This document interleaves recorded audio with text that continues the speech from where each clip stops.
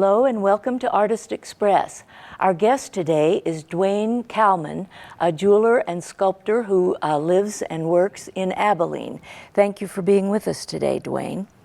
My pleasure, Connie. Nice to see you. And you as well. Duane has brought along a small collection that is representative of his work, both what he's doing currently and some pieces that are representative of work he's done over time. So Duane, would you please tell us about these pieces? Sure. The biggest, most obvious is a character whose name is Baby Dragon. He's made of a silicon bronze, and I had the pleasure of walking a very exciting object, a hot, glowing crucible full of about 50 pounds of molten bronze after he had been made of wax and then coated with plaster and jute twine and burnt out for nearly a week. I got to walk the crucible over and with my knees banging on one another, turn the crucible and pour it into the mold, and then have the excruciating wait before one could break away any of the materials, because the shrinkage takes a long time to occur in something so thick. He's solid. There are no hollows in his body, so a modern foundry might refuse to do such a work because they save so much money making thin casts today. But in Long Island City, New York, at Modern Art Foundry, at that time, we were making heavy work. The price per pound I can only think about nostalgically. Because I thought it was expensive, but it was cheap compared to today. Of course, also cheap back in its day when I started in jewelry, one could actually buy gold for $35 an ounce. I missed that too.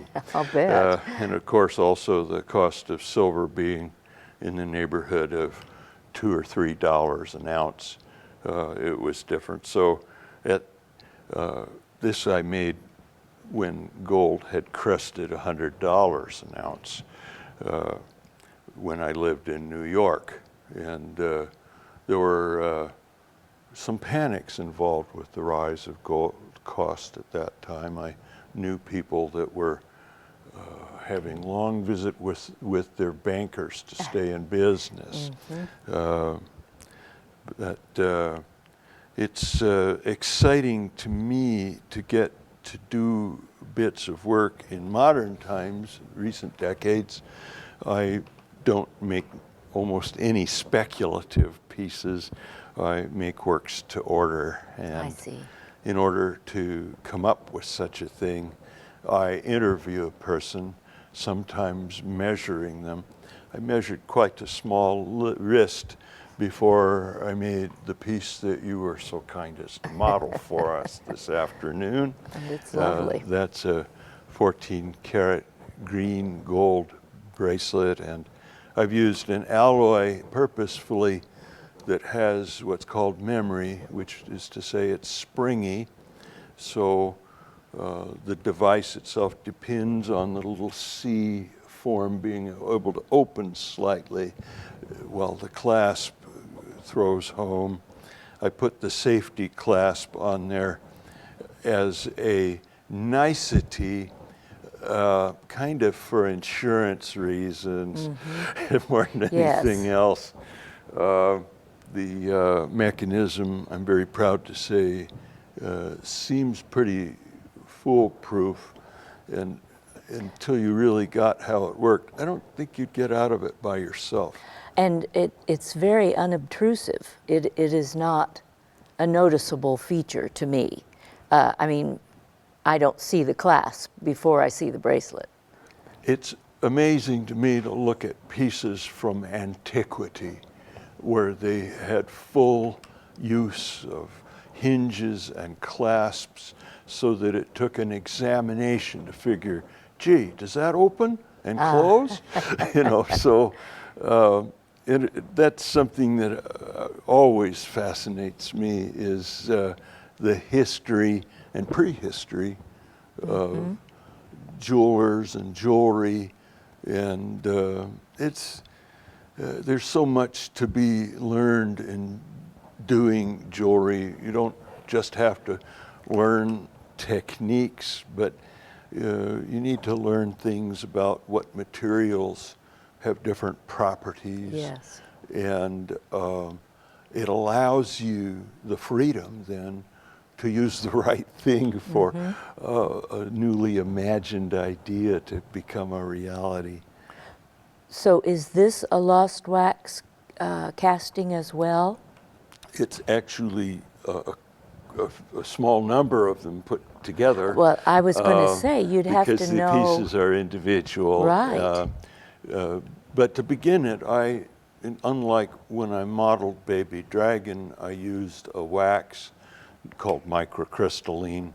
It was less expensive than beeswax and easier to obtain in New York City at the time. But it can be modeled just using no more than hot water and your hands. Whereas that would have been carved from a block of plastic. They call it wax, but the hydrocarbon chain's a little long to really qualify. It does melt. It is a thermoplastic, as it's called, and but it's hard enough that one can drill or file on it, unlike beeswax. Right. Will just load your tools Sure. and not go. But that material, it's called, the first brand name was called Carvex, and there are many other brands of it that I work with. And one can start on a table saw or something like that and get perfectly dimensioned cubes. That would have started as a cubic object that I drew on. I would have sawn out the insides. I probably did it twice in order to be able to make the hinge The two parts halves, interact. yes. Those were done in the carving first, and of course the assembly came after that. But after the casting, this I then was able to mold, so I can sell a reproduction of it in varying sizes, and I don't have quite the week of work of the Right. model making Yes. of the original. It's still a good day plus to I'll bet. do the injections and change their shapes and kind of do the math of making it actually clack shut nicely. And Right. solid. And how do you make it different sizes if you already have a mold? Well, the mold is a multi-part, one step in a long process. I see. One takes a metal part and bakes it between layers of natural rubber. In modern times, you might pour yes. what's called RTV, a room temperature vulcanizing mold. We like those some because they don't shrink. But the natural rubber has more memory. So whereas the process between making the mold and then casting a reproduction, say in gold, you're going to come up with a shrinkage of maybe 8%, wow. which is a pretty That's a significant big jump to consider for fit, Yes. or stone size especially. Right. So you have to make a new wax and make a new casting for it to be really professional. I see. You could make the argument that if I had two of these, it's possible I could section it, weld it, and make it work. It's better to actually Yes. form a new model. I'm sure. And cast it afresh. But that ability with the rubber mold to inject it with wax, then to be able to rehash the wax so that you might change the size or type of I stones see. in a work, or many details of it. So I've made many wedding sets where the husband or wife picked out a ring that I'd carved from imagination, but they wanted a proportional for the opposite sex of Oh, the same surely. Yes. design, and I can carve that. I love doing certain challenges. I like making pieces that include the human figure. I brought one and didn't bring out one. One of the photographs that your production staff has is a lady standing on a crescent moon and reaching toward a star that's set with an amethyst. And that was, in fact, a portrait of a person, the lady in question.